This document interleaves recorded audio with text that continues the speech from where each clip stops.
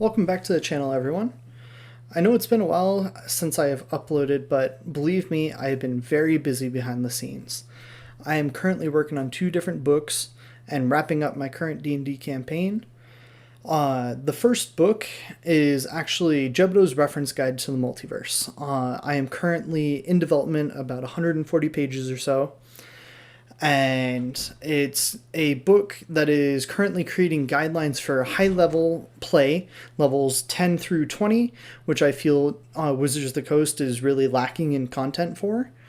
And then additionally, it provides additional context and guidelines for high magic campaigns.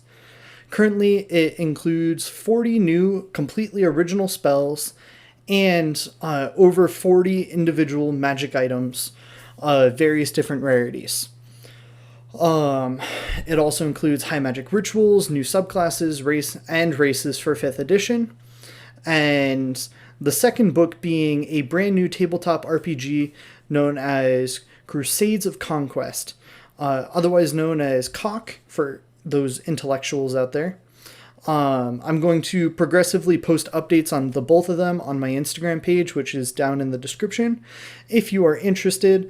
Otherwise, I will continue to make videos, kind of breaking them down as I develop them, and then also breaking down the development process as I get closer to publishing. So that way, if anyone else is looking to make a book of their own, they can kind of follow my example. However, without further ado, let's talk about DM metagaming, which is the topic of this video. That's why you clicked on it. Let's start with the definition of metagaming, so that way we're all on the same page. And essentially, this word for word is what I found on Urban Dictionary. When game information outside of what is available in game is used to give a player an advantage in game, most commonly seen and is frowned upon in many forms of role-playing, especially when consent has not been given, generally by the DM, but it also includes players. Generally, metagaming is a term applied only for players when it comes to in-game knowledge. However, when the players metagame, it generally is at the expense of the DM. For example, let's say that the party rogue begins speaking with their guildmaster alone, and there's a reference to the Book of Vile Darkness, written by the God of Secrets, Vecna. At this point, the wizard in the party, even though he's not there, perks up, and when the rogue returns, he references his connection to the rogue's target and that he knows all the properties of the book and how it would make his character more powerful to have it if the book was given to him. This is annoying for the DM because it destroys the narrative element of exploration and steals the spotlight from the rogue for the wizard to make his character more powerful. I think that is generally understood to be a bad thing to do in a tabletop RPG game. However, DM metagaming is far worse in my opinion. In fact, I'd say it's a very large reason for most campaigns falling apart between the levels 1 through 10. As an example, let's assume that there's a small party of a wizard, sorcerer, and warlock. They all want to be electromancers, or just shoot lightning out of their fingertips, or, Lord Palps himself. And through their combined might, they're winning battles left and right.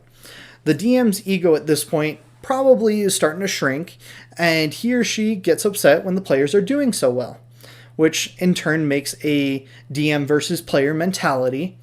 So that DM spends the next week preparing for the session to beat them into the ground, to get their ego spike, to make them feel a lot better, And when game day comes around, the players prepare for their walk to the next city where they can get their next objective, and they're attacked by a shambling mound and a druid that seems to have immunity to lightning damage. Which, for those who don't know, a shambling mound is a CR5 monster with the lightning absorption trait, meaning any lightning damage dealt to it, it instead regains that much HP.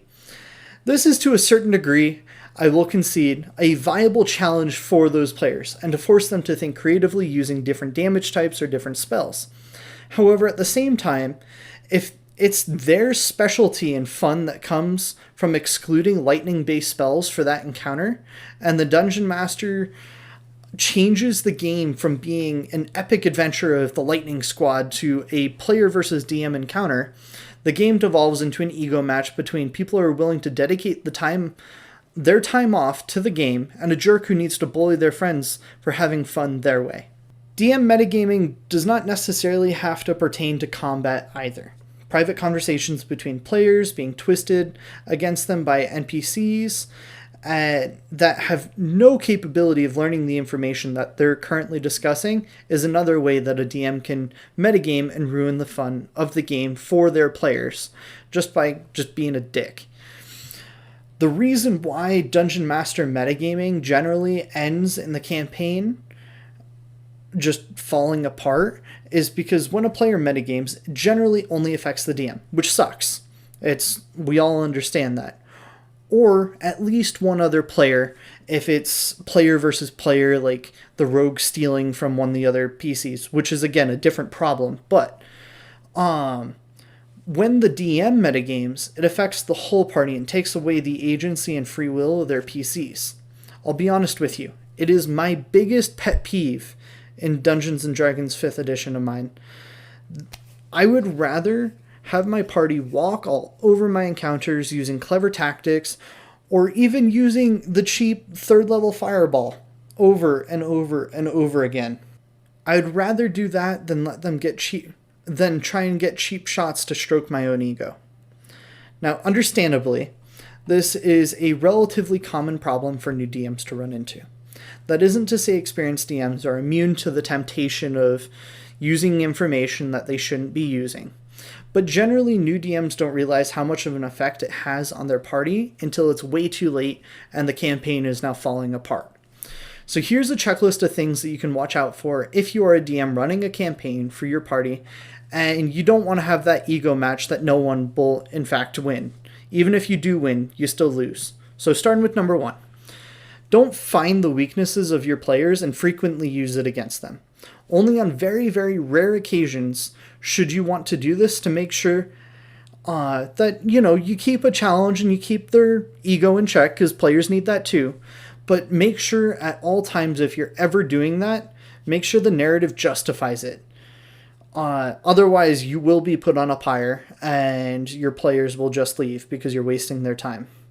Number 2 would be double check with your players on whether or not they want to have that conversation that they're having right now in front of the NPC that's in front of them, or just be like, hey, that NPC is right there. Did you guys want to say you did this conversation elsewhere, like in the alley behind the shop or whatnot? Imagination is hard. Give your players the benefit of the doubt. And if you're going to add more monsters to an encounter, especially if you set up the encounter and then you realized in the week time span before you actually run the combat that it probably would be too easy for them, make sure that it does not conflict with the narrative or the information the players already know. For example, if a ranger uses primeval awareness, make sure that if you decide to add any elementals, fae, fiends, celestials, undead, whatever it is, make sure that if you add that, just text them, be like, hey, sorry, I forgot to tell you there's demons nearby, or there's fae nearby. It's 1 mile, they don't know exactly where it is.